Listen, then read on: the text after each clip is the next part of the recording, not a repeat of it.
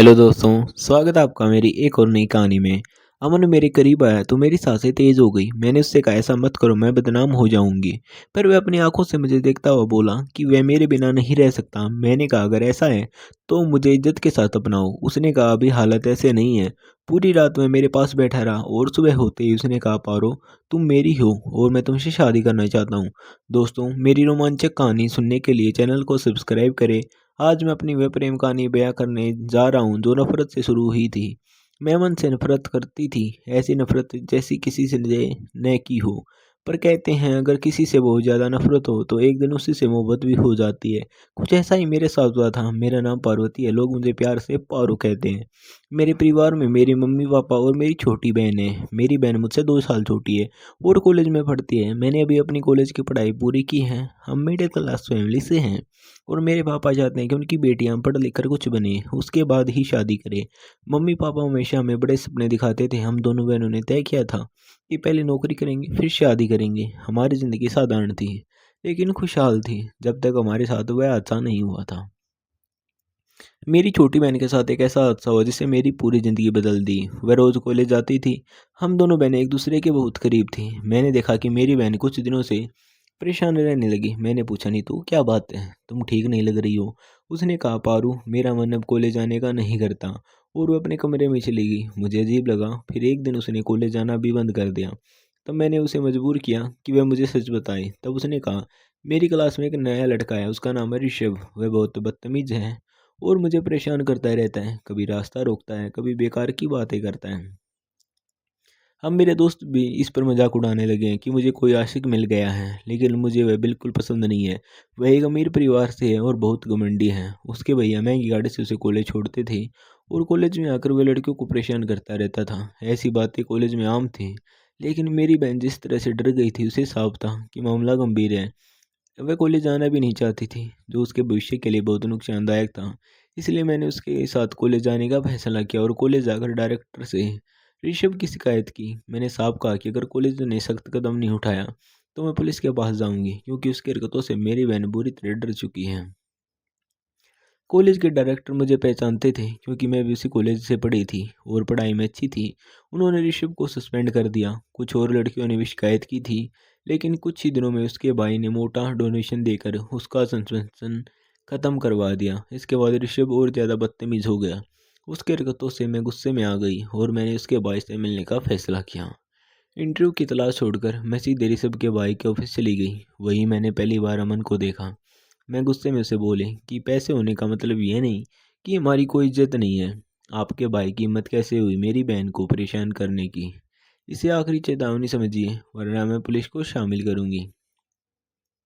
अमन ने मेरी बात ध्यान से सुनी, फिर बोला, शायद तुम्हें गलतफहमी हुई है। हो सकता है तुम्हारी बहन ही मेरे भाई के पीछे लगी हो, क्योंकि अमीर लड़कों को फंसाने की कोशिश कई लोग करते हैं।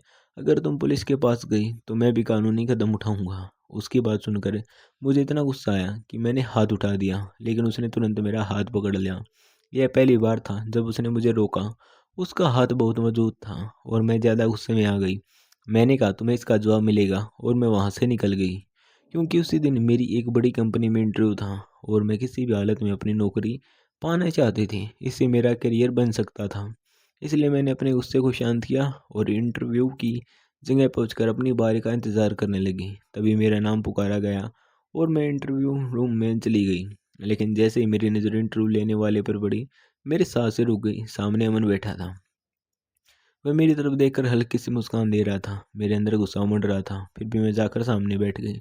उसने कहा, तो आ गई तुम नौकरी के लिए। मैंने खुद को संभालते हुए कहा, सर मैं अपनी काबिलियत के दम पर नौकरी चाहती हूँ। मैं कॉलेज की टॉपर रही हूँ और अगर मौका मिला तो पूरी ईमानदारी से काम करूँगी। अगर आपको मैं काबिल नहीं लगती तो आप किसी और को रख सकते हैं। मैं यहाँ एहसान लेने नहीं आई हूँ। अमन कुछ पल मुझे देखता रहा, फिर बोला, ठीक है, हम इंटरव्यू को प्रोफेशनल तरीके से ही करेंगे। इसके बाद उसने मुझसे सवाल पूछे और पूरा इंटरव्यू लिया। फिर बोला, रिजल्ट तुम्हें जल्द पता चल जाएगा, तुम जा सकती हो। बाहर निकलते समय उसने कहा, मैं ऋषभ से बात करूंगा ताकि तुम्हारी बहन को आगे कोई परेशानी ना हो। यह सुनकर मेरी आंखें भर आई। अगले दिन मुझे कंपनी से फ़ोन आया कि मेरा सिलेक्शन हो गया है और मुझे डायरेक्टर की पर्सनल असिस्टेंट की पोस्ट दी जा रही है। सैलरी भी दोगुनी थी। मैंने ये बात घर में बताई तो सब बहुत खुश थे। मेरी बहन मुझसे लिपट गई और पापा ने गर्व से मुझे देखा।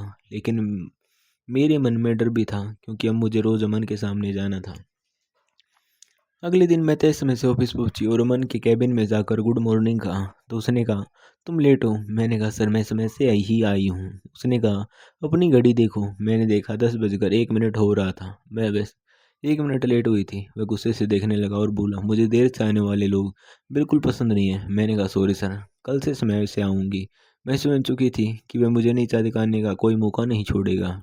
अमन ने मुझे काम समझा दिया था। जब भी मैं कंप्यूटर पर कुछ करती, वह किसी बहाने पास आ जाता और खुद माउस पकड़कर दिखाने लगता।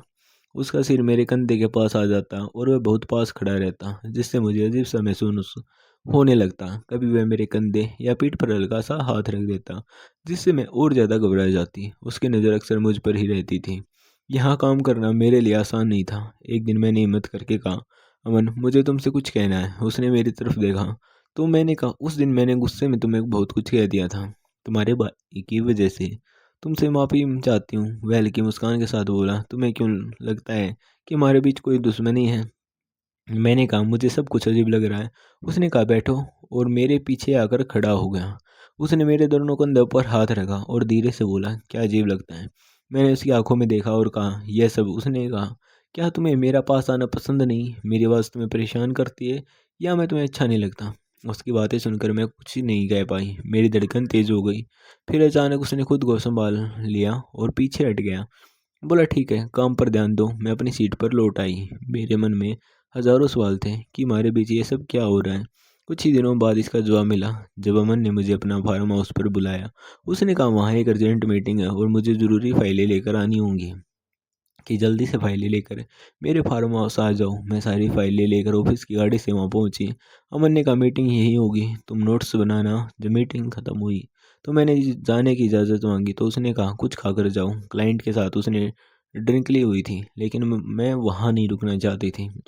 मैंने कहा, मैं घर जाकर खा लूँगी। उसने कहा, तुम्हें कुछ ऑफ़र नहीं किया तो मुझे अच्छा नहीं लगेगा। तुम मुझ पर भरोसा कर सकते हो, मैं तुम्हारा बॉस हूँ। मैं मजबूरी में बैठ गई। उसने ड्रिंक ऑफ़र की तो मैंने मना कर दिया। उसने कहा, बिजनेस मीटिंग में ये सामान्य होता है, तुम्हें इसकी आदत डालनी होगी। वह खुद भी नशे में था और माहौल अजीब हो गया। फिर वह मेरे बहुत पास आ गया और ऐसी बातें करने लगा जिनसे मुझे असहज महसूस होने लगा। मैंने कहा, अमन, यह ऑफिस से जुड़ा काम है, आप मेरे बॉस हैं, यह सब सही नहीं है, प्लीज़ रुक जाइए। उसने कहा, हम एक दूसरे को अच्छे से समझे, यही बेहतर होगा। मैं घबरा गई, मेरी आंखों में आंसू आ गई और मैंने कहा, प्लीज़ मुझे जाने दीजिए, मैं ऐसी लड़की नहीं हूँ, मैं बदनाम नहीं होना चाहती। उसने कहा, तुम गलत समझ रही हो, तुम्हें कोई नुकसान नहीं होगा, मैं वादा करता हूँ। मैंने कहा, अगर तुम्हारी नीयत साफ है तो मुझे इज्जत के साथ अपनाओ। उसने कहा, अभी यह मुमकिन नहीं है क्योंकि हमारी दुनिया बहुत अलग है, लेकिन तुम्हें कुछ नहीं होगा, इस बात की मैं गारंटी देता हूँ। मैं पूरी कोशिश करूँगा कि किसी को कोई खबर ना हो और तुम्हारी इज्जत पर कोई आँच ना आए। ऐसा उसने कहा, लेकिन मुझे उस पर बहुत गुस्सा आ रहा था। अगर उसके जज्बात इतने ही मजबूत थे तो वह शादी से क्यों मना कर रहा था? मैंने कहा, मन, हमारे समाज में यह सब सही नहीं माना जाता। तुम्हारे पास दौलत है और मेरे पास सिर्फ मेरी इज्जत है। लेकिन वह मेरी बात नहीं समझा। उस रात ने मेरी ज़िंदगी को पूरी तरह बदल दिया। उसने मेरी उम्मीदें तोड़ दी। सुबह मैं टूटे हुए दिल के साथ घर आ गई थी। मुझे लग रहा था कि सब कुछ खत्म हो गया। मैं बहुत रो रही थी। मेरी बहन मेरे पास आई और मैंने उसे सारी बात बता दी। हम दोनों के बीच कुछ भी छिपा नहीं रहता था। उसने कहा, पारो, उस नौकरी को छोड़ दो और कहीं और काम ढूंढो। उस इंसान के पास दोबारा मत जाना। मैंने उसी समय अपना रिजाइन लेटर टाइप करके अमन को भेज दिया। मेरे अंदर जो दर्द था उसे मैं किसी को समझा नहीं सकती थी। मैं खुद को ही दोष देने लगी, लेकिन मुझे अपनी ज़िंदगी को संभालना था। कुछ दिनों बाद मुझे एक दूसरी कंपनी से जॉब का ऑफर मिला, लेकिन उन्होंने मुझसे पुरानी कंपनी का एक्सपीरियंस सर्टिफिकेट मांगा। मजबूरी में मुझे फिर से सिंगानिया इंडस्ट्री जाना पड़ा। अमन उस वक्त मीटिंग में था। मैं बाहर बैठकर उसका इंतज़ार कर रही थी। जब वह अपने कैबिन की तरफ आया तो उसकी नज़र मुझ पर पड़ी। उसने मुझे अंदर बुलाया और पूछा, क्या बात है? मैंने नज़रें झुका ली क्योंकि उसे देखते ही मुझे सब कुछ याद आ गया और मेरी आंखों से आंसू निकल आए।